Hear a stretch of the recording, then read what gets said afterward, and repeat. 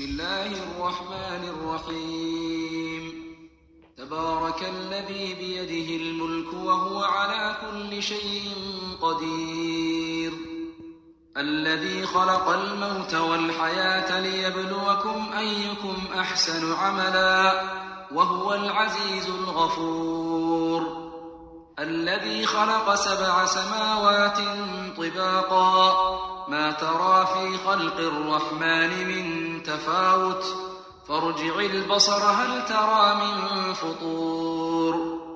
ثم ارجع البصر كرتين ينقلب إليك البصر خاسئا وهو حسير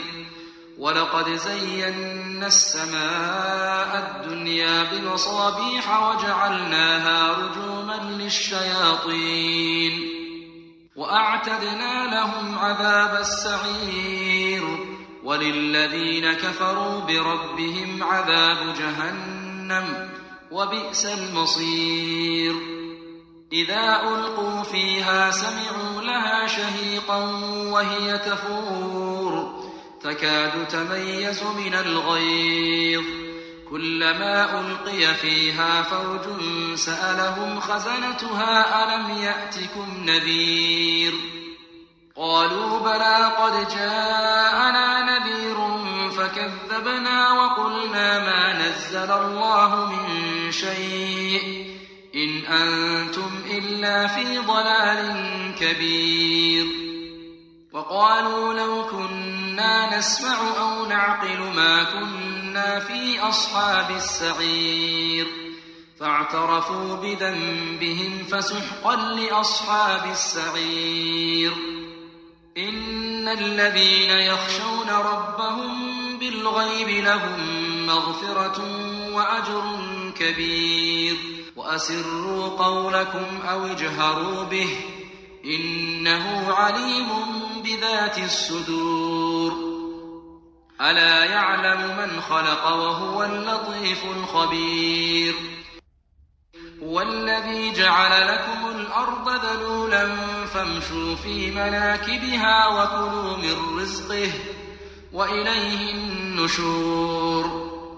أأمنتم من في السماء أن يخسف بكم الأرض فإذا هي تمور أم أمنتم من في السماء أن يرسل عليكم حاصبا فستعلمون كيف نذير ولقد كذب الذين من قبلهم فكيف كان نكير أولم يروا إلى الطير فوقهم صافات ويقبضن ما يمسكهن إلا الرحمن إنه بكل شيء بصير أمن هذا الذي هو جند لكم ينصركم من دون الرحمن إن الكافرون إلا في غرور أمن هذا الذي يرزقكم إن أمسك رزقه بل لجوا في عتو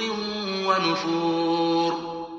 أفمن يمشي مكبا على وجهه أهدى أمن يمشي سويا على صراط مستقيم قل هو الذي أنشأكم وجعل لكم السمع والأبصار والأفئدة قليلا ما تشكرون قل هو الذي ذرأكم في الأرض وإليه تحشرون ويقولون متى هذا الوعد إن كنتم صادقين قل إنما العلم عند الله وإنما أنا نذير مبين فلما رأوه زلفة سيئت وجوه الذين كفروا وقيل هذا الذي كنتم به تدعون قل أرأيتم إن أهلكني الله ومن معي أو رحمنا فمن يجير الكافرين من عذاب أليم قل هو الرحمن آمنا آمنا به وعليه توكلنا فستعلمون من هو في ضلال مبين قل أرأيتم إن أصبح ماؤكم غورا فمن يأتيكم بماء